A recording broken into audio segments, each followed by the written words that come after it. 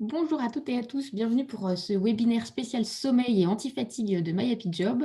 Donc, on a décidé de faire un webinaire d'actualité puisque aujourd'hui c'est la journée mondiale du sommeil. Donc, j'ai réuni autour de moi 3 expertes pour vous aider à bien dormir parce que bien dormir, c'est aussi une des clés pour bien travailler. Et on verra comment prendre soin de son sommeil peut nous aider aussi en termes d'efficacité de concentration. Donc, on va essayer de faire le plein de conseils, de bonnes pratiques, surtout en cette période de confinement et de couvre-feu qui est pas évidente non plus pour notre sommeil parce qu'on verra que ça malmène nos rythmes de vie. Donc, je vais accueillir mes 3 intervenantes. Bonjour Gabrielle de Valmont. Bonjour. Vous êtes cofondatrice de Nap Up. Est-ce que vous pouvez nous présenter votre start-up? Ouais, avec plaisir. Nap Up, c'est une startup qui a 5 ans d'existence. Nous, on propose une solution complète pour intégrer la pratique de la micro-sieste en milieu professionnel. On propose un produit qui est notre cocon à sieste, accompagné d'audio de sieste guidée, qui ont été réalisés avec des sophrologues, des hypnothérapeutes. Le but, c'est vraiment d'intégrer au mieux la pratique de la micro-sieste et des temps de récupération dans les pratiques du quotidien en milieu professionnel. Et on a toute une activité de sensibilisation au sommeil et à la micro-sieste.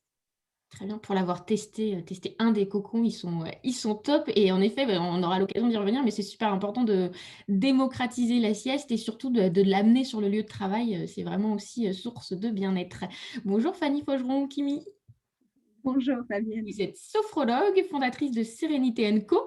Est-ce que vous pouvez nous expliquer qu'est-ce que vous faites de beau? Oui, en fait, j'ai fondé Sérénité Co fin 2016. Je crée en fait des programmes de bien-être, d'accompagnement en entreprise sur la gestion du stress et les troubles du sommeil principalement. Et j'ai aussi une casquette de sophrologue en cabinet où je reçois sur la gestion du stress et les troubles du sommeil. Très bien. Bonjour Camille Marc, Bonjour Fabienne. vous êtes la fondatrice de Bien au bureau. Oui. Racontez-nous un petit peu votre entreprise. Alors moi, en fait, je suis infirmière, je suis sophrologue et je suis consultante spécialisée dans le domaine de la prévention des risques psychosociaux et de la qualité de vie au travail. Donc moi, en entreprise, je propose des ateliers spécifiques sur des thématiques en lien avec la qualité de vie au travail. Donc le domaine du sommeil, le domaine de la gestion du stress au travail, le domaine de l'hyperconnexion et encore plein d'autres thématiques qui permettent aux salariés de rester performants et puis bien au niveau professionnel et personnel. Très bien. On a déjà des questions dans le chat, donc n'hésitez pas à utiliser le chat du coup pour réagir, partager vos expériences, nous poser des questions et on aura bien évidemment un temps d'échange parce que le but c'est que ce webinaire soit le plus interactif possible. On nous demande déjà, Gabrielle, une photo des cocons. Alors ce qu'on peut faire, c'est l'envoyer par mail. Du coup, demain, on mettra un lien. Super. Avec plaisir, On va oui, oui, voir oui. en vrai à quoi ça ressemble. Super. Alors pour commencer, on a souvent en tête, on a une expression qu'on entend souvent, c'est le sommeil réparateur. Alors moi, j'aurais une première question. Fanny, c'est quoi un bon sommeil, un sommeil réparateur? Déjà, c'est un sommeil duquel on va se réveiller en se sentant en forme. C'est vraiment la clé, c'est de se dire, voilà, ce matin, je fais le point sur ma nuit et comment je suis. Je suis bien, je suis en forme, je suis prêt à démarrer ma journée. Ça, c'est un sommeil récupérateur. Mais pour obtenir ce sommeil récupérateur, il y a plein de choses, et on va le voir tout au long de ce webinaire, à mettre en place. Peut-être qu'une des clés déjà à retenir, c'est que ça va surtout dépendre de la qualité du sommeil, plus finalement que de la quantité. Donc D'accord. ça va être un point important. Et puis après, savoir si effectivement j'ai mon compte aussi de sommeil. Est-ce que je dors suffisamment par rapport à mes besoins de sommeil? Mes besoins de sommeil, je peux les évaluer par exemple dans une période où j'ai pas trop de contraintes. Idéalement pendant des vacances, j'observe en me couchant à peu près à l'heure qui me semble correcte et en me levant naturellement, combien de temps je dors dans une nuit de sommeil. En moyenne, on va dormir à peu près 7 à 8 heures. Hein. La moyenne des Français, la moyenne des gens, autour de 80% de la population à peu près, dort entre 7 et 8 heures. Mmh. Il y a des particularités, il y a des gens qui vont dormir beaucoup moins, on les appelle les petits dormeurs, eux ils vont dormir moins de 6 heures, c'est rare, hein. Mais ça arrive. Et attention, ils sont en forme, ils ne sont pas Mmh. fatigués. Hein, ils se réveillent d'un sommeil récupérateur, c'est important, parce qu'on peut dormir moins de 6 heures et être très fatigué. Et puis, il y a des gros dormeurs qui vont dormir 9 heures, 10 heures. Ça ne veut pas dire forcément qu'ils seront plus en forme que quelqu'un qui aura dormi 7 heures. Tout dépend du besoin. Parfois, je peux être en dette de sommeil. J'ai besoin de mes 7h30 et puis parce que je suis, par exemple, éloignée de mon travail, je vais prendre les transports et je vais devoir mettre le réveil plus tôt et dormir peut-être que 6h30 au lieu de mon besoin réel de sommeil. Donc, je vais être en dette de sommeil et là, je vais être fatiguée. et on va voir comment on peut, au fur et à mesure du webinaire, récupérer. Très Et puis, bien. je crois aussi, et je pense que Camille aura Mhm. certainement aussi des choses à partager là-dessus, je crois qu'il y a aussi des problématiques physiologiques. Tout à fait. Moi, je vais embrayer sur les problématiques physiologiques, justement. Donc, ce qu'il faut bien comprendre, c'est que le sommeil, c'est vraiment quelque chose qui va me permettre de rester en bonne santé. Il ne faut vraiment pas oublier que le sommeil, c'est d'abord une fonction vitale de l'organisme, donc vraiment quelque chose de physiologique, de biologique. Donc, un sommeil réparateur, c'est deux choses. C'est d'abord un sommeil qui va me permettre de récupérer physiquement. Et ça se passe vraiment en début de nuit, c'est-à-dire avant 3 heures du matin. Donc cette récupération physique, elle passe par des phénomènes vraiment biologiques, mécaniques, qui sont assez extraordinaires, comme la diffusion d'hormones au niveau sanguin, donc au moment de l'endormissement. Les hormones vont être multipliées par 10 et diffusées vraiment massivement au niveau du sang. Et ça va nous permettre en fait de récupérer, d'équilibrer nos fonctions, de vraiment réguler notre tension artérielle, notre glycémie, évacuer aussi les toxines. Ça va nous permettre aussi un rôle sur l'immunité avec la multiplication des lymphocytes. Donc vraiment dans cette première partie de nuit, et particulièrement dans le sommeil profond, donc vraiment avant 3 heures du matin, nous récupérons physiquement, ce qui va nous permettre de rester en bonne santé. Et puis, deuxième élément, c'est dans cette seconde partie de nuit, là, on va venir récupérer psychiquement, mentalement, intellectuellement. Et ça se passe vraiment dans la partie du sommeil paradoxal. Donc, c'est la phase des rêves. Notre cerveau va vraiment venir trier les informations, trier les données. Ça va nous permettre de récupérer psychiquement, donc nous permettre l'apprentissage, la mémorisation, nous permettre simplement de bien réguler notre stress, notre humeur. Donc, c'est vraiment une phase indispensable. Donc, le sommeil, quand je dors bien, ça va me permettre de pouvoir fonctionner dans mon quotidien avec 100% de mes capacités physiques et intellectuelles. D'accord, très bien. C'est Voilà. super intéressant, du coup, la découpe de la nuit, en effet, de se rendre compte les apports à chaque fois que ça peut Oui, tout à avoir et fait. l'impact concret. Très bien. Gabriel, quand on parle de sieste, on n'a pas forcément en tête les vertus de la sieste. Concrètement, qu'est-ce que ça peut nous apporter? Et est-ce qu'il y a des études, des données justement par rapport à l'efficacité, par rapport au travail, qui montrent que oui, ça a un vrai impact? Oui, il y a plein d'études qui le montrent. Peut-être que c'est pas mal de rappeler un peu ce qu'est une micro-sieste. Mhm. Dans un premier temps, une micro-sieste, c'est une sieste de courte durée, de 10 à 20-25 minutes, qui donne un vrai coup de boost à sa journée. Alors, pourquoi 20 minutes? Parce que le but de la micro-sieste, c'est de ne pas tomber dans une phase de sommeil profond. Mhm. On se réveille un peu vaseux, on appelle ça l'inertie du sommeil. Finalement, on se sent mal après la micro-sieste et c'est pas le but. Donc voilà, 10 à 20 minutes, c'est vraiment le temps optimal. On a de la chance avec la micro-sieste, c'est que, en fait, comme elle est pratiquée par les navigateurs, par les sportifs de haut niveau, par les astronautes, c'est important de connaître vraiment l'effet de cette micro-sieste sur le corps, sur la santé physique, sur la santé mentale. Et donc, il y a beaucoup d'instituts de recherche qui s'intéressent à la micro-sieste. On a des études intéressantes de la NASA, de l'Université de Chicago, qui étudient en long et en large cette pratique. Et ce que montrent ces études, c'est que la micro-sieste a un vrai impact sur la productivité, la vigilance, la mémoire et la diminution du stress. Donc faire une micro-sieste, ça permet de donner un coup de boost à sa journée, mais également de redescendre un peu en pression quand au contraire le rythme est un peu trop soutenu. Mm. Nous, on a des retours super intéressants de salariés qui font la micro-sieste et on se rend compte que les profils sont très variés. On a beaucoup de parents avec des enfants en bas âge, on a des insomniaques, on a des migraineux, donc des profils très variés, mais il y a aussi des gens qui n'ont pas de problème de sommeil et qui vont juste avoir besoin de faire cette micro-sieste parce que finalement, c'est inscrit dans notre cycle biologique. Juste une petite anecdote, c'est que en fait, le mot sieste vient du mot sexta qui veut dire 6 pardon, en latin. Et en fait, c'est 6 heures après l'heure du lever qu'on va avoir naturellement une petite baisse de vigilance.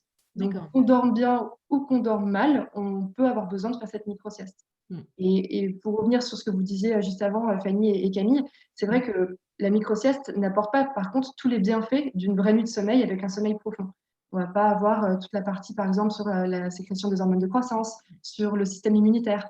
Donc, faire une micro-sieste, c'est bien quand on en a besoin, justement pour donner un coup de boost à sa journée, mais on ne peut pas remplacer une vraie nuit de sommeil par des micro-siestes.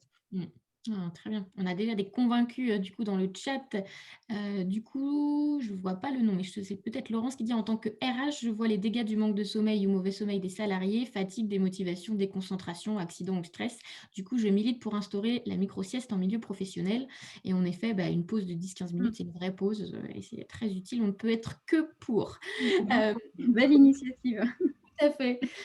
Concrètement, Camille, par exemple, est-ce que vous pourriez nous dire comment on fait une sieste? On peut avoir l'image qu'il faut forcément être bien dans son lit. Voilà. Qu'est-ce qui fait Oui. qu'une bonne sieste, concrètement, si on est en télétravail ou au bureau, comment on peut s'y prendre? Oui, alors déjà, c'est important de faire la sieste à un moment bien précis. Donc, en début d'après-midi, entre midi et 15 heures, c'est vraiment le moment idéal pour pouvoir bien récupérer. Après la sieste, il n'y a pas forcément de lieu idéal, c'est-à-dire qu'on peut faire une sieste sur une chaise, on peut faire une sieste dans un canapé, dans son lit. Donc, encore une fois, c'est à nous de voir, on est vraiment tous différents. Donc, il faut expérimenter pour ça la sieste. Et puis, la sieste, ça demande quand même un certain apprentissage. Il y a des techniques qui peuvent nous permettre, on va en reparler tout à l'heure, de partir plus facilement vers cette phase vraiment de récupération.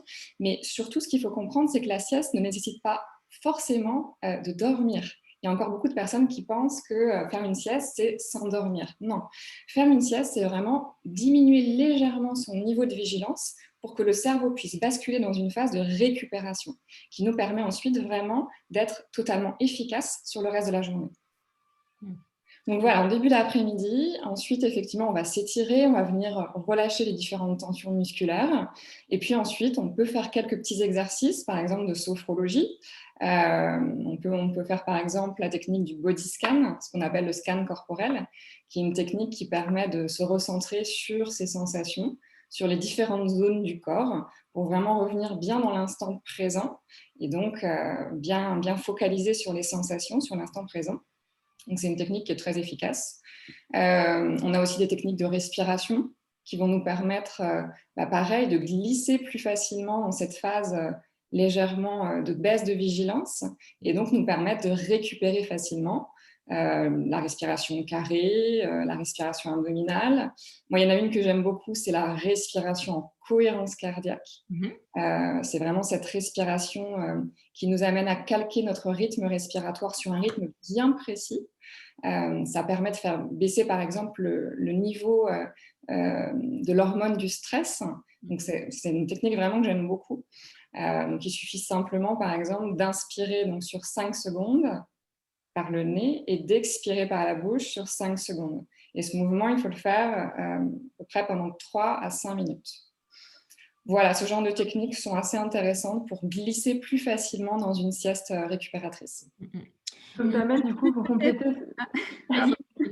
Je faisais le petit truc en plus qu'on peut donner pour installer la sieste aussi plus facilement parce que souvent les gens ont peur de démarrer une sieste parce qu'ils ont peur de ne pas se réveiller, de dormir trop longtemps. C'est juste de se dire, c'est un entraînement, on programme sur le téléphone par exemple 20 minutes et au bout des 20 minutes, comme le dit Camille, si je n'ai pas dormi, c'est pas grave, j'en avais pas besoin. Si j'ai dormi 5 minutes, c'est 5 minutes qui sont prises et c'est OK. Et c'est un entraînement comme ça se fait de plus en plus facilement. Oui, c'est une bonne idée, très concrète, très pratique. On nous demande le meilleur moment de la journée pour faire une micro-sieste. Gabriel, c'était 6 heures après le réveil. Donc, généralement, ça tombe à peu près selon l'heure de réveil classique en début d'après-midi. Oui, c'est une question qui est intéressante parce que c'est vrai que souvent on a tendance à croire que la sieste c'est seulement au début d'après-midi après le déjeuner. Finalement, ça va vraiment dépendre de nos besoins physiologiques. Une personne qui va se lever extrêmement tôt, commencer la journée avec 1 heure de conduite, c'est pas rare qu'en fin de matinée même, elle ait une petite baisse de vigilance et que finalement cette micro-sieste, elle doive la faire en fin de matinée. En fait, ce qui est important, c'est juste de faire la micro-sieste quand on perçoit les premiers symptômes de fatigue. On a les yeux qui fatiguent, qui se ferment doucement, on a des raideurs dans la nuque, on bâille, on peut avoir soif. Enfin, il faut être un peu attentif à ces signaux et c'est là qu'il faut en fait s'accorder ce temps de repos. Après, c'est vrai que il est déconseillé pour les personnes qui sont par exemple insomniaques de faire la micro-sieste trop tard parce que ça peut générer quelques dérèglements en fait de l'horloge biologique. Donc voilà, pour certaines personnes, ça ne va pas forcément poser de problème, mais si on a tendance à faire des insomnies, on va préférer faire la micro-sieste avant 15-16 heures. Très bien. On nous dit aussi la technique pour pas tomber dans un sommeil profond, de prendre un stylo et du coup quand il tombe, donc c'est valable aussi avec les clés. Moi je connaissais avec les clés, de prendre ses clés dans la main et si ça tombe, C'est qu'on allait La tomber sieste sur Dali. C'est Dali qui disait ça, oui. Très bien. Fanny, on nous dit, alors c'est parfois compliqué, certains nous disent je suis en open space face à des clients, c'est un peu compliqué de se mettre à faire la sieste si c'est pas, il y a le regard des autres qui peut encore peser. On parlait de la sophrologie, est-ce qu'il y a des exercices qu'on peut faire peut-être plus discrets qu'une micro-sieste, mais qui peuvent quand même nous aider? On a parlé du scan corporel, de la respiration. Est-ce qu'on aurait des conseils pour ceux qui ne peuvent pas forcément faire une vraie micro-sieste? Alors, ça va être effectivement difficile de faire moins que 5 minutes, hein, parce que la micro-sieste, on peut faire 5 minutes. La sieste courte, c'est jusqu'à 20 minutes. 5 minutes, mais effectivement, si on est face client, c'est compliqué. Ça, je l'entends. Moi, souvent, ce que je propose, c'est de mettre un masque, comme un masque dans l'avion, éventuellement de mettre un tour de cou gonflable et de s'autoriser 5 minutes. On prévient les collègues. Et si on est face au client, je ne vois pas bien ce qu'on va pouvoir faire effectivement comme type de sieste, parce qu'il faut quand même pouvoir s'isoler un tout petit peu, fermer les yeux, mettre un casque éventuellement pour se couper du bruit. Voilà un peu les astuces qu'on peut proposer. Mais si vous êtes face à un client, effectivement, vous n'allez pas pouvoir vous accorder 5 minutes de sieste. Là, il va falloir trouver un endroit pour s'isoler quelques instants et faire, comme le disait Camille, le body scan. C'est vraiment ça qui va permettre de lâcher prise, parce que finalement, cette micro-sieste, ce n'est pas un sommeil forcément, mais c'est cette détente du corps et du cerveau. Que finalement, si on ne peut pas se reposer, au contraire, il y a peut-être des petits exercices d'imagination qui peuvent être faits quand on doit vraiment lutter contre le sommeil, on est en pleine réunion et on ne peut pas s'éclipser. Peut-être que Fanny et Camille, vous avez des meilleurs conseils que moi, mais je pense qu'on peut un peu essayer de se booster, au contraire. Oui, tout à fait. Il y a déjà une typologie de respiration qui permet de se booster, c'est la respiration profonde. Donc, on va simplement prendre des respirations beaucoup plus importantes, on va amener beaucoup plus d'oxygène, donc une respiration en j'inspire par le nez, avec vraiment en amenant le plus possible d'air, et j'expire profondément par la bouche. Donc, j'inspire profondément par le nez, j'expire longuement par la bouche. C'est vraiment une respiration qui dynamise. Donc ça, on peut le faire même face à des clients. On peut simplement prendre des respirations plus profondes pour revenir à un état de vigilance beaucoup plus élevé. Donc ça, c'est intéressant. Et puis après, au niveau de la posture, tout simplement, de la tonicité, quand forcément on est avachi sur sa chaise, on est beaucoup plus réceptif à la fatigue, alors que quand on est beaucoup plus dynamique sur sa chaise, on va tout de suite revenir à un niveau de vitalité beaucoup plus élevé. On a les deux dans les témoignages, je trouve ça intéressant. On a des gens qui nous disent on a une salle de repos, de sieste ou de silence. D'autres justement qui ont peur du regard des autres aussi par rapport à la sieste. Comment, Gabriel, avec Nap & Up, vous voyez ça depuis 5 ans maintenant que vous existez? Est-ce que la sieste est encore tabou? Est-ce que ça bouge beaucoup? Est-ce que l'année qu'on a traversée aussi difficile change aussi la donne là-dessus? Comment ça évolue? Alors, je pense que les choses évoluent beaucoup depuis quelques années, que ce soit sur le sujet du sommeil que sur la sieste. Nous, quand on s'est lancé il y a 5 ans, on n'évoluait pas dans le même environnement. Je pense que parler de la sieste en entreprise, c'était encore tabou cette période. Mais je pense aussi que la médiatisation hyper large du sujet du sommeil, enfin, je ne sais pas ce que vous en pensez, Camille et Fanny, mais moi j'ai l'impression que les articles sur le sommeil et sur la sieste, ils se multiplient et encore plus en ce moment. Ont participé au fait que aujourd'hui on peut parler du sujet du sommeil et on peut en parler dans la sphère professionnelle. Et ça, je pense que c'est assez nouveau, ça date d'il y a 2-3 ans. Après, bon, si on compare forcément à certains pays comme la Chine, le Japon, oui, on est en retard. En Chine, la sieste, le droit au repos, il est inscrit dans la Constitution depuis plus de 50 ans. Mais on a, je pense, rien à envier à d'autres pays frontaliers que la France. Finalement, on n'est pas si en retard que ça. On aime bien dire, ah oui, en France, c'est compliqué de parler du sommeil. Je suis pas sûre que ce soit beaucoup plus simple en Belgique, au Luxembourg ou dans d'autres pays. Donc, je pense qu'il y a un tabou qui est en train d'être levé. Nous, on voit en tout cas dans les entreprises dans lesquelles on installe. Là où je pense qu'il y a eu un petit retard, c'est peut-être dans le milieu hospitalier, le secteur de la santé. Quand beaucoup d'entreprises dans le secteur privé s'intéressaient à la qualité de vie au travail, au sommeil, au bien manger, au sport, c'était encore compliqué d'aborder le sujet dans les hôpitaux. Et là, il y a eu vraiment quelque chose qui s'est passé au mois de mars dernier, une espèce de prise de conscience de l'opinion publique, voilà, du fait que les conditions de travail en milieu hospitalier, elles étaient honnêtement assez déplorables pour certains services. Et donc, nous, ce qu'on voit, c'est que depuis quelques mois, il y a une prise de conscience et il y a de plus en plus d'installations d'espaces de sieste en milieu hospitalier. Et ça, c'est vraiment chouette parce que voilà, les installations qu'on fait, parfois on a des retours de personnel soignant, d'aides-soignants, qui clairement, en pleine journée, ils sont parfois à bout, ils ont enchaîné des gardes, ils sont en dette de sommeil. En plus, ils sont dans un environnement qui est hyper stressant. Alors là, c'est clair que l'espace de sieste, je pense qu'il prend une autre dimension. Ouais, et là, ouais. Donc, il y a toujours un effet mimétisme, hein. Il faut que certains centres hospitaliers, que certaines entreprises montrent l'exemple pour que derrière, tout le monde fasse pareil. Mais je pense que là, on est vraiment sur une bonne dynamique et le tabou est vraiment en train d'être levé. Oui, tout à fait.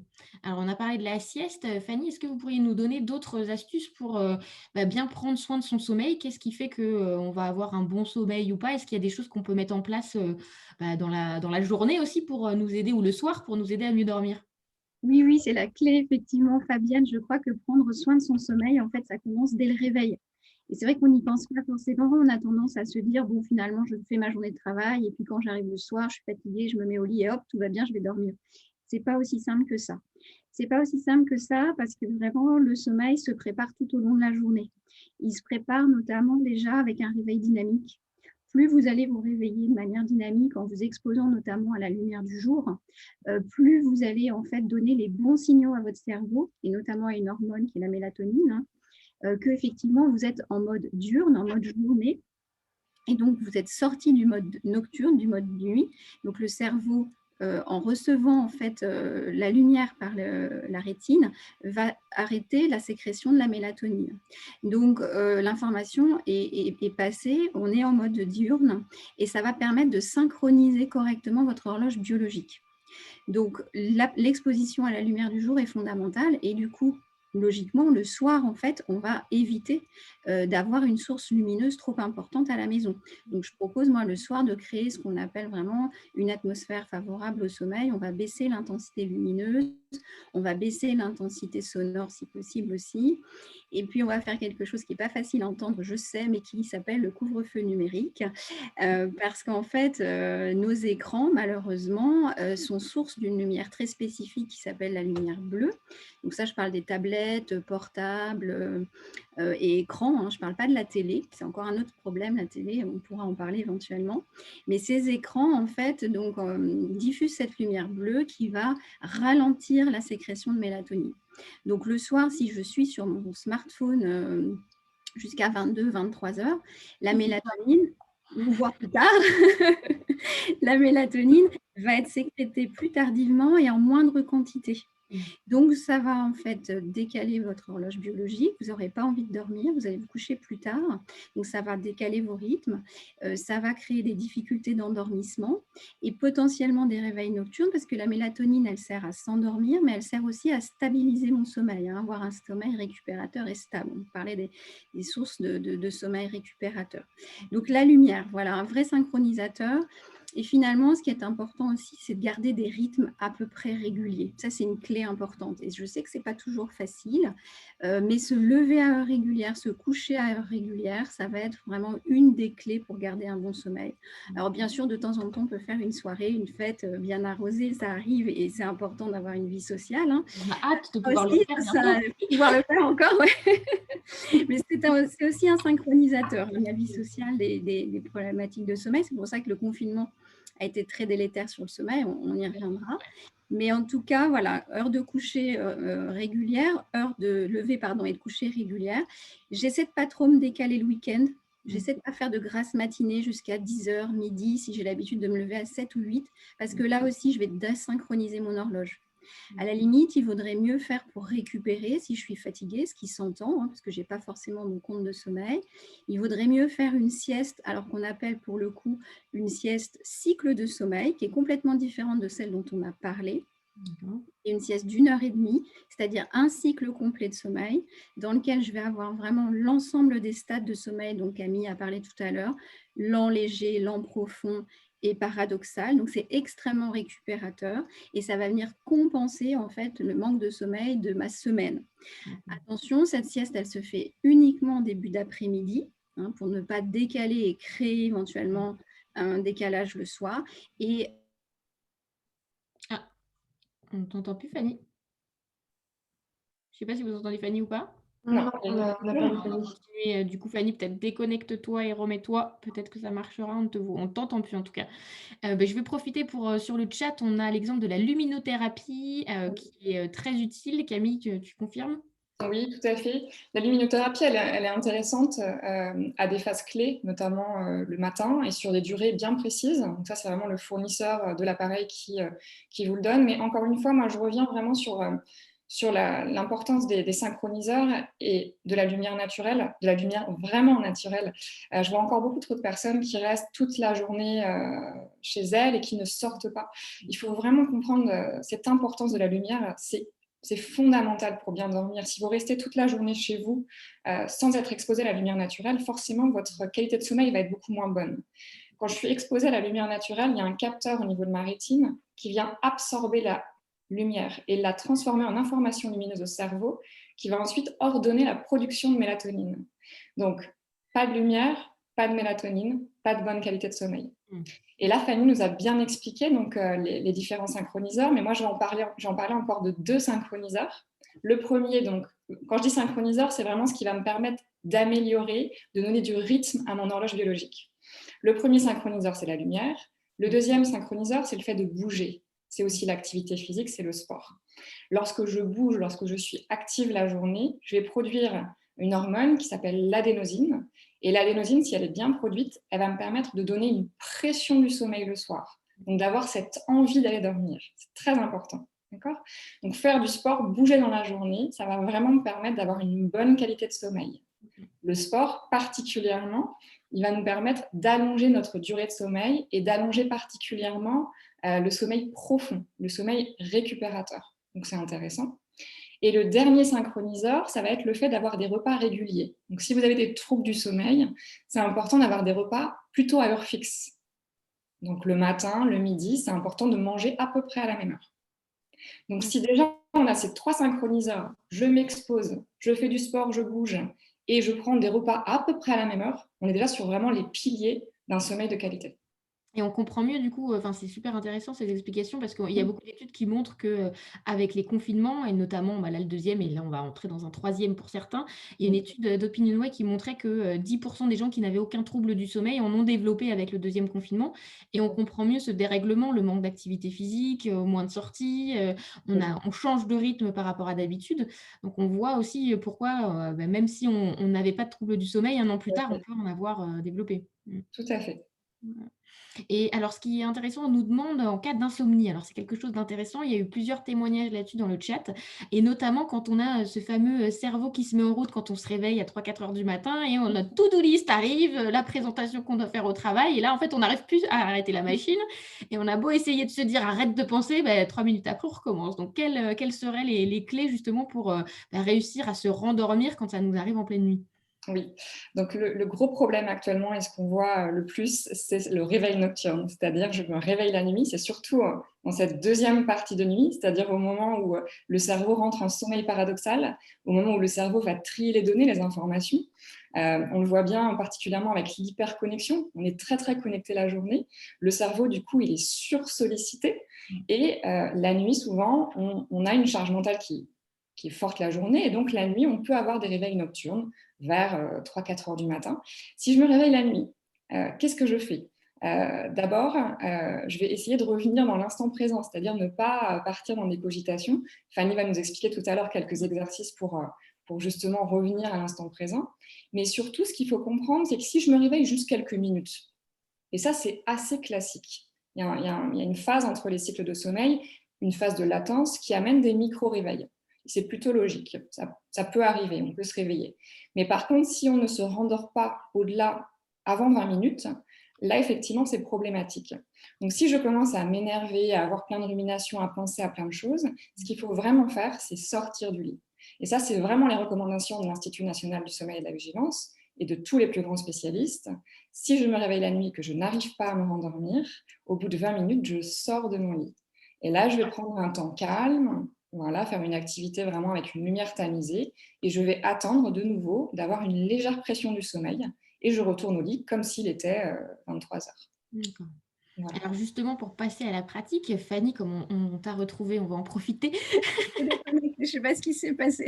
Mon ordinateur s'est mis en sommeil. Il a dit ça suffit. Oui, il était figé. Du coup, quand on a du mal à s'endormir le soir, ou comme on le disait, quand on est réveillé la nuit avec des ruminations, est-ce qu'il y aurait 1 ou 2 exercices faciles à faire et qui peuvent nous aider?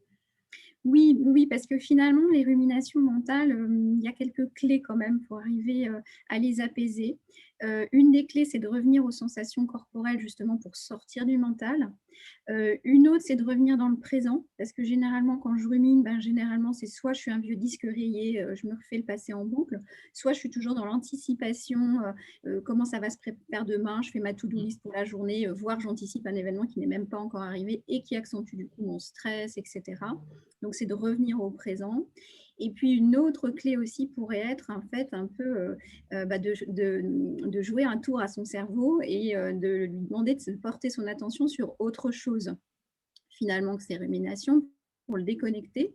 Et puis ensuite, passer dans l'action. Parce que c'est vrai que quand on est dans le mental, à un moment donné, si on veut sortir de cette boucle mentale de la rumination, il faut passer à l'action. Donc, moi, je propose quelques exercices. On peut en faire un, si vous voulez, là, en live, pour revenir dans le corps, par exemple. Et puis, si vous voulez, un autre pour détourner l'attention quand on se sent vraiment trop pris dans sa boucle de pensée. Alors, il faut repérer ce mode automatique et se dire aussi tout de suite, j'essaie d'en sortir, parce que c'est vite. On peut vite rentrer dedans et ne plus avoir envie d'en sortir quelque part. Donc, c'est dire, voilà, je fais stop, vraiment, je prends du recul, je me pose quelques instants, je peux faire par exemple une respiration et je reviens dans mes sensations corporelles. Et pour ça, je vous invite à un exercice très simple que vous pouvez faire allongé dans le lit. Donc, là, vous allez le faire assis, donc avec les 2 pieds à plat au sol, bien calés dans votre chaise. Et vous allez poser vos mains sur vos cuisses. Dans le lit, vous pouvez les poser en fait, voilà, le long du corps et en fermant les yeux si possible. Si ça vous va bien, c'est encore plus facile. Vous allez revenir simplement aux sensations corporelles ici et maintenant. Donc sentir par exemple là les 2 pieds au sol, sentir les cuisses sur la chaise, le dos dans le dossier, les mains sur les cuisses. Et puis, vous allez porter votre attention maintenant uniquement aux mains. Sentez le poids de vos mains sur les cuisses. Découvrez vos mains un peu comme si c'était la première fois. La sensation sur le tissu. Peut-être vous sentez aussi la chaleur de la paume de la main. Sentez cette chaleur qui se diffuse dans le reste de votre corps. Les cuisses. Sentez leur poids. Puis portez votre attention à chacun de vos doigts. Le pouce, l'index, le majeur, l'annulaire, l'auriculaire. Et revenez encore une fois au poids des mains. Au poids du corps sur la chaise. Et constatez simplement comment le mental s'est apaisé. Et tranquillement, prenez une grande inspiration.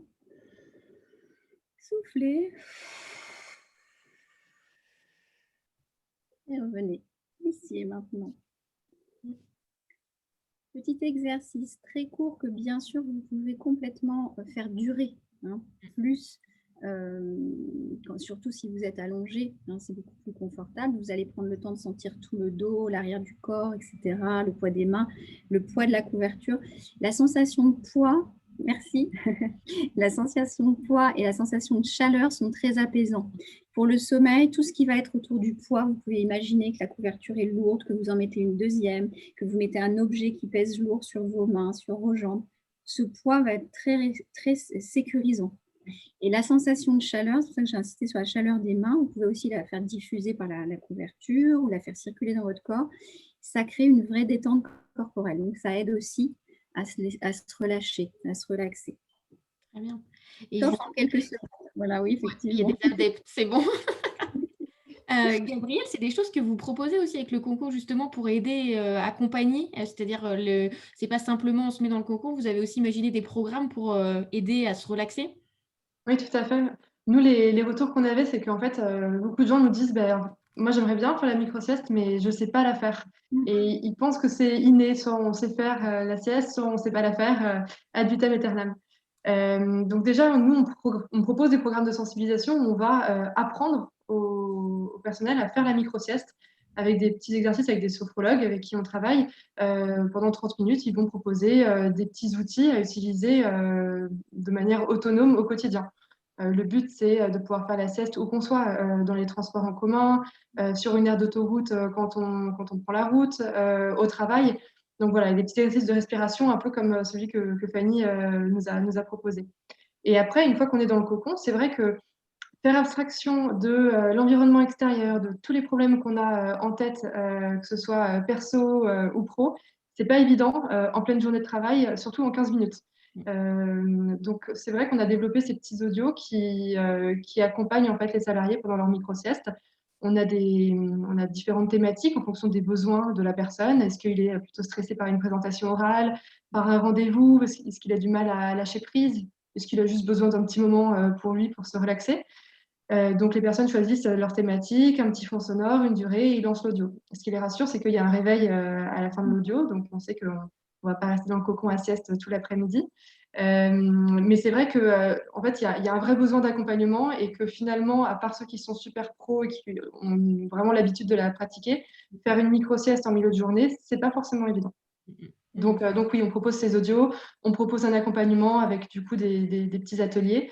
Et je pense que c'est ça qui fait le petit plus parce que c'est difficile pour les personnes qui ont du mal à lâcher prise, qui sont un petit peu anxieuses de se dire qu'en 15 minutes, on va complètement lâcher prise alors qu'on est dans un environnement de travail avec les collègues, etc. Oui, je ferai le parallèle avec la méditation où c'est vrai que certaines personnes disent ah, c'est pas pour moi, j'arrive pas à faire le vide. Et c'est vrai que d'être accompagné, guidé, ça aide énormément, comme l'a fait Fanny à l'instant. J'avais noté plusieurs questions, du coup, je vais vous les donner, on va les passer en revue. Les huiles essentielles, ça peut aider aussi pour s'endormir? Oui, alors plutôt à diffuser 10 minutes bien en amont du moment où on va se coucher quand même. Plutôt lavande ou plutôt orange douce, qui sont les deux vraiment très anti-stress, très apaisantes, surtout l'orange douce très cocoon, très sécure. Donc on diffuse 10 minutes et après on respire un petit peu, mais il n'y a pas besoin d'en mettre beaucoup. Attention, hein, c'est pas fait pour parfumer l'atmosphère. Voilà. Mais c'est très relaxant, ça peut compléter d'autres astuces, la mise en place de rituels le soir, par exemple. Ah oui, se créer son cocon. Ouais. Si je peux compléter avec ça, c'est vrai qu'on avait des retours de personnes qui utilisaient ces huiles essentielles et qui mettaient une petite goutte en fait au niveau du poignet pour faire vraiment des respirations profondes. Et c'est vrai que du coup, c'est pas que c'est ludique, mais il y a un côté assez sympa d'être un peu en immersion. On ferme les yeux, on respire profondément du coup cette huile. Et si on n'a pas en plus la possibilité de la diffuser dans une pièce, ça peut être pas mal. Sur un mouchoir, sur un oreiller aussi. Très bien. Camille, on nous demande manger léger le soir, c'est pas un mythe? Ça aide aussi? Oui, ça aide. Oui, effectivement, je ne suis pas nutritionniste, donc je ne suis pas spécialiste de l'alimentation, mais il y a des petites choses, effectivement, éviter de manger trop protéiné le soir, donc trop de viande, le fait de manger voilà, plutôt des légumineuses, des choses qui nous permettent de ne pas avoir l'estomac trop lourd. Et puis après, au niveau de l'alimentation, même chose, éviter donc, le café après 16 heures, la caféine, la théine aussi, qui vient nous exciter un petit peu trop. Et puis l'alcool, avec l'effet rebond de l'alcool. L'alcool, on pourrait croire que ça nous fait plus dormir, mais l'alcool, finalement, ça augmente effectivement la durée du sommeil profond, mais ça réduit la durée du sommeil paradoxal. Vous vous rappelez, le sommeil paradoxal, c'est celui qui me permet d'être de bonne humeur, moins stressé, de bien apprendre, de bien mémoriser. Donc effectivement, attention à l'effet aussi rebond de l'alcool. Alors, on avait des questions notamment de parents. Donc, vous imaginez que là, c'est le manque de sommeil dont on va parler. Oui. Quand on a une dette de sommeil importante et que le manque de sommeil s'accumule, notamment les premiers mois, hein, je pense qu'il y en a qui voient bien. Du coup, qu'est-ce qu'on peut faire pour essayer de retrouver un petit peu de forme et de vitalité quand, en plus, ça ne dépend pas que de nous. Donc, c'est vraiment des choses qui durent. C'est ce que je disais tout à l'heure, pardon Camille, sur le fait de faire cette sieste de 1h30 cycle de sommeil. Là, pour le coup, surtout quand les enfants sont en bas âge, ils font la sieste eux-mêmes. Donc, c'est de faire la sieste en même temps et de récupérer à ce moment-là et de faire, si possible, un cycle de sommeil. Oui, tout à fait. Donc moi, je vais aussi dans ce sens, hein, la sieste flash, hein, plébiscitée par les plus grands spécialistes. Donc pour les jeunes parents, c'est vraiment indispensable parce que la fatigue s'accumule. On est vraiment sur un facteur extérieur qui amène donc des problématiques de sommeil. Donc là, la sieste flash récupératrice, voilà, en début d'après-midi, sur les moments où notre enfant va dormir. Et puis bien sûr, on travaille aussi sur nos enfants. C'est-à-dire que la clé, ce n'est pas d'avoir des problématiques de sommeil avec nos enfants jusqu'à 4-5 ans. L'idée est vraiment la pédagogie du sommeil. Ça, c'est vraiment merveilleux. Et ça commence très, très tôt. C'est-à-dire que dès 4 mois, on commence l'apprentissage autonome du sommeil chez les enfants. Et on travaille petit à petit. Donc, c'est vraiment des techniques spécifiques pour apprendre à un enfant à bien dormir. Et surtout, on lui offre un vrai cadeau parce que ça en fait ensuite un adulte qui est un bon dormeur. Voilà, donc ça, c'est vraiment important de se dire il y a une pédagogie du sommeil et ça commence dès 4 mois. Je peux que confirmer ce que vous venez de dire. Nous, les plus gros utilisateurs des espaces de sieste en entreprise, ce sont les parents avec des enfants en bas âge qui ils savent quand ils vont rentrer chez eux, ça va pas être possible de récupérer. Et donc, il y a un moment où ils peuvent le faire, c'est finalement pendant leur journée. Et pour eux, c'est vrai que maîtriser cette micro-sieste, ce qui n'est pas forcément évident, pouvoir la maîtriser, c'est vraiment un gros enjeu derrière. Ah ouais, tout à fait. Non, non, vraiment. Pour revenir aux écrans le soir, on nous demande est-ce qu'il y a une heure, à partir de laquelle, vraiment il ne faut plus regarder le téléphone portable? Ou, ça dépend de l'heure à laquelle on se couche? Du coup, Ça dépend vraiment de l'heure à laquelle on se couche. En fait, le couvre-feu numérique, idéalement, je dis bien idéalement, c'est couper les écrans 2 heures avant l'heure à laquelle on souhaite aller se coucher. OK. Donc, vous voulez vous coucher à 23 heures, à 21 heures, vous arrêtez. Donc ça, c'est l'idéal, 2 heures. Si déjà vous arrivez à les limiter à 1 heure avant, c'est déjà bien. C'est un premier pas. Et il faut, je crois aussi, être bienveillant avec soi-même et faire les changements en douceur. C'est radical de couper 2 heures avant si on n'a pas l'habitude. Voilà, mais progressivement. En gros, ce qu'il faut vraiment éviter, c'est de se coucher avec le téléphone, voilà, de regarder le téléphone dans le lit, quoi. C'est ça. Il faut absolument dissocier le lit de toute autre activité. Le lit, c'est dormir et éventuellement faire l'amour, mais absolument pas ni travailler, ni regarder son téléphone, envoyer des mails ou manger. Sinon, vous risquez de créer une confusion au niveau du cerveau et ça peut créer des difficultés ensuite d'endormissement, de réveil nocturne. Et on nous demande la télé, c'est pas pareil, du coup, que le... Ça ne diffuse pas de lumière bleue et en plus, la télé, vous la regardez de beaucoup plus loin. Et généralement, vous avez aussi baissé les lumières autour le soir quand vous regardez la télé. La difficulté avec la télé, c'est que parfois, on passe à côté des signaux de sommeil. C'est-à-dire que soit on va s'endormir devant la télé, on va se réveiller et donc on va avoir du mal à se rendormir parce qu'on aura raté le cycle suivant. On va somnoler, prendre un peu de sommeil devant la télé et puis après, on va avoir du mal à se rendormir. Ce qu'il faut savoir, c'est qu'en fait, on a ce qu'on appelle une pression de sommeil. Imaginez comme un gros sac de sable qui va faire vraiment appui sur notre sommeil pour avoir envie de dormir. Et pour ça, si j'ai grignoté mon sommeil avec déjà 20 minutes devant la télé, ça va être plus difficile. Je ne sais pas si, parce que j'ai été coupée tout à l'heure, on a abordé aussi la notion de l'activité physique à un moment donné. Oui, Camille, là, du coup, abordé. C'est pareil, si pas assez d'activité physique, la pression de sommeil n'est pas assez forte. Et justement, par rapport à l'activité physique, ça fait une très bonne transition. On a une question sur est-ce qu'il y a aussi une heure à laquelle il faut arrêter le sport le soir?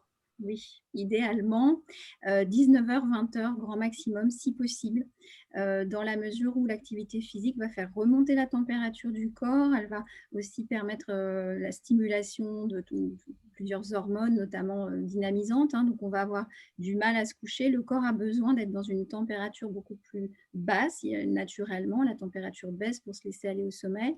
Donc, attention aux activités intensives le soir. Privilégier plutôt des activités plutôt, on va dire, type course à pied, vélo, marche, en journée, idéalement à la lumière du jour, parce que vous allez vraiment accentuer aussi l'effet synchronisateur de l'horloge. Voilà. Camille, à l'inverse, on nous dit lire dans son lit, c'est bien ça. Ah oui, toutes les activités qui sont bonnes pour notre cérébralement, c'est vraiment la lecture, l'écriture, c'est vraiment le dessin. Toutes ces activités-là sont des activités qui sont vraiment bonnes pour notre cerveau. Et je pense qu'en confinement, parce que là, on va repartir pour certains sur une phase de confinement, il faut vraiment garder en tête que de ne pas être trop connecté la journée. Moi, j'observe, parce que je suis tous les jours des personnes qui ont des troubles du sommeil, j'observe un vrai impact de l'hyperconnexion sur notre sommeil. Mais Fanny parlait, elle l'a bien expliqué, du couvre-feu digital le soir, mais il faut aussi faire attention la journée. C'est-à-dire que quand on fait le calcul de sa connexion aux écrans sur la journée, on arrive sur des durées qui peuvent être entre 10 à 12 heures. Je parle de la journée professionnelle et la journée privée, donc le soir. Donc, pour le cerveau, cérébralement, ça crée des sursollicitations. Et ce qui se passe, c'est qu'on voit de plus en plus de réveils nocturnes. 3 heures du matin. Le cerveau a du mal à enregistrer, il a du mal à trier toutes les données. Donc, l'hyperconnexion, on ne peut pas tout arrêter, hein, puisque voilà, on travaille, on fait des choses aussi sur nos écrans, mais il faut penser déjà la journée, donc le midi, à faire une pause le midi sans écran, puisque je vois de plus en plus de personnes qui mangent devant leur écran. Non, le midi, c'est une pause sans écran pour que le cerveau puisse basculer dans une phase de récupération et ensuite nous permettre d'être efficace sur le reste de la journée. Le matin, c'est au moins 15-20 minutes sur notre temps de travail de pause sans écran et au moins 15-20 minutes l'après-midi de pause sans écran. Et le soir, même chose, il faut vraiment partir sur des activités, comme vous disiez Fabienne, des activités qui nous font du bien. Lecture, écriture, dessin, la marche, les sorties, vraiment des activités qui nous ressourcent et qui font du bien à notre cerveau. Ouais. On nous dit difficile en télétravail, on est connecté en visio, sauf à midi, donc ça je comprends. Essayez vraiment, je pense que le mot-clé c'est les pauses, c'est-à-dire qu'au-delà de la pause du midi, c'est vraiment essayer de vous faire des pauses, ne serait-ce que 5 minutes où vous lâchez le téléphone. Après une visio, ça fait du bien aussi de couper 5 minutes pour vous reposer. On a beaucoup parlé de la Zoom fatigue, mais qui est réelle, hein, parce que être en visio toute la journée, c'est usant, ça demande beaucoup plus de sollicitations que des réunions voilà, classiques aussi. Et c'est essayer aussi, je pense, d'éviter le multitasking, et notamment les mails, c'est-à-dire que et avec les visios peut-être encore plus, hein, on fait la visio, on répond à un mail, on essaie de faire plein de choses en même temps, et ça aussi c'est source de fatigue, je pense aussi. On nous dit, j'ai essayé, alors c'est Pomodoro je crois, parce que je vois Pomodore, ça doit être Pomodoro. C'est très utile je pense, parce que pour rappeler, c'est l'idée de travailler 20 minutes, de faire une pause 5 minutes, et je trouve ça très bien parce que pour certains c'est pas évident, on peut rentrer dans la journée en mode pilotage automatique et après ne plus s'arrêter. Donc d'avoir cette limite de se dire toutes les 20 minutes, une demi-heure, 45 minutes, je fais une petite pause, ça fait du bien. Et là aussi, comme pour la sieste, vous pouvez vous mettre une alarme, hein, sur votre téléphone, hein, toutes les heures, je me lève 5 minutes sans écran. Vos yeux aussi vous diront merci, hein, il n'y a pas que votre cerveau et votre corps. Donc n'hésitez pas vraiment en télétravail, des fois on est son propre, je dirais son pire ennemi à soi, parce qu'on va vouloir voilà, bien faire et être tout le temps connecté. Donc n'hésitez pas aussi à vous déconnecter. On avait une question sur les cycles du sommeil. On est d'accord que ça change, enfin, on l'a dit, hein, tout à l'heure, petit dormeur, grand dormeur, on n'est pas tous faits de la même pas tous faits de la même façon. Alors, ce qui est important de savoir, c'est que les cycles, en fait, sont identiques quasiment. En fait, c'est des cycles d'1h30, 90 minutes, dans lesquels il y a une structure, hein, qui est quasiment similaire à peu près pour tout le monde, avec des temps de sommeil profond, de sommeil lent léger qui peuvent varier un petit peu, mais grosso modo, la structuration est la même. On en enchaîne un certain nombre par nuit en fonction de si on est petit, moyen ou gros dormeur. Mais je crois que c'est important de préciser, il y avait une question au tout début en ce sens, que ça se modifie avec l'âge et qu'à partir de 50 ans aussi, le sommeil va prendre des rides comme le corps, sauf qu'on ne le voit pas. Et il y a des choses qui vont se modifier. J'aurai besoin de moins de temps de sommeil. Mon temps de sommeil va se répartir non plus uniquement sur la nuit, mais un peu sur 24 heures avec des prises de sommeil en journée. Il va y avoir plus de réveils nocturnes potentiels entre 2 cycles du sommeil. Voilà, il y a beaucoup de choses qui vont se modifier avec une avance de phase. Je vais avoir envie de me coucher plus tôt, etc. Un temps d'endormissement aussi qui sera peut-être un petit peu plus long. C'est-à-dire qu'on dit que la moyenne du temps d'endormissement, c'est 20-30 minutes et qu'au-delà de 30 minutes, ça devient un peu difficile. Et c'est vrai qu'en avançant en âge, on peut avoir plus de temps. Donc, prendre aussi en considération que c'est une modification physiologique et que ce n'est pas forcément une pathologie, hein, que ce n'est pas forcément quelque chose qui va mal. C'est important de le dire parce que souvent les gens ne se rendent pas compte de cette modification, s'inquiètent de quelques nuits un petit peu difficiles et pensent tout de suite que c'est une pathologie. Alors peut-être pour le rappeler, l'insomnie, c'est des épisodes soit de difficulté d'endormissement, soit de réveil nocturne ou de réveil précoce, mais à raison de 2-3 fois par semaine sur une période au moins d'un mois et avec une répercussion diurne, c'est-à-dire avec une plainte vraiment sur la qualité de vie de la personne. C'est là vraiment où on va pouvoir parler d'insomnie. Sinon, on est sur des difficultés passagères d'endormissement qu'il faut essayer effectivement d'apaiser le plus possible. Je ne sais pas, Camille, si tu veux ajouter quelque chose. Je rejoins Fanny, c'est vrai que c'est important cette notion parce que finalement, quand on parle de troubles du sommeil, de pathologies du sommeil, c'est important juste d'y voir plus clair. Et donc, les pathologies du sommeil, on est bien sur l'insomnie, hein, c'est un trouble chronique, hein, plus de 3 mois. On a d'autres pathologies comme le syndrome des jambes lourdes, la narcolepsie, les hypersomnies. Mais la plupart d'entre nous, Les apnées, oui. les apnées du sommeil, c'est tout à fait Fanny, mais la plupart d'entre nous souffrons de troubles du sommeil. Et ça, les troubles du sommeil, c'est encore différent. Les troubles du sommeil, c'est quoi? C'est pour la majorité d'entre nous, ce sont les réveils nocturnes. Donc, je me réveille la nuit et je présente des difficultés à me rendormir. Ça va être aussi les difficultés d'endormissement. Ça va être les réveils précoces. Beaucoup de personnes se réveillent beaucoup trop tôt, bien avant que le réveil ne sonne, et avec toujours cette difficulté à se rendormir. Et ça va être aussi, pour finir, la mauvaise qualité de sommeil, c'est-à-dire cette sensation de ne pas avoir un sommeil récupérateur, cette sensation d'avoir un sommeil de mauvaise qualité. Voilà, juste pour bien comprendre de quoi on parle. On n'est pas des experts du coup en mobilier, couette, etc. Mais ça compte aussi, couette, couverture, oreiller, être bien dans son lit, forcément, ça a un impact. L'environnement de la chambre est important, la température, la qualité de sur quoi je vais dormir, le fait qu'il n'y ait pas de source lumineuse, qu'il n'y ait pas trop de sources de bruit, qu'il n'y ait pas éventuellement un animal de compagnie qui va me sauter dessus en pleine nuit. Enfin voilà, faire attention effectivement à l'environnement de la chambre. Et il y a une personne qui parlait de l'aération, mais c'est important d'aérer. Bien sûr, la chambre le matin, le soir, pour renouveler bien évidemment l'air. Donc oui, c'est important. Et peut-être que Gabrielle a des conseils plus spécifiques sur la literie. Sur la literie, alors je suis pas spécialiste du matelas, mais oui, je pense qu'on passe quand même à peu près un tiers de notre vie dans notre lit. Donc ça vaut le coup d'investir un tout petit peu dans du bon matériel. Si on a mal au dos, si on a mal au cou, à la nuque avec son oreiller ou avec son matelas, ça vaut vraiment le coup de changer. Je pense que au-delà d'une voiture ou autre, on passe plus de temps dans son lit qu'autre part. Donc je pense qu'avoir une literie bien adaptée, c'est important. Il y a beaucoup d'acteurs sur le marché qui proposent des mousses extraordinaires, à mémoire de forme, etc. Donc là-dessus, on va pas s'éterniser sur le sujet, mais je pense que ça vaut le coup de mettre un petit budget dans un oreiller qui nous correspond vraiment, parce que qu'on soit souple, laxe, carbonite ou raide, on n'a pas les mêmes besoins. Et donc avoir un oreiller adapté, c'est important. De même pour la couverture, pour le matelas. Ouais. Donc, quid de la literie, je pense que c'est un sujet qui n'est pas à négliger. Cadeau à soi-même. Moi, je rejoins Gabrielle, en fait, justement sur cette notion d'environnement du sommeil, mais surtout sur une notion qu'on oublie souvent, c'est la notion de plaisir.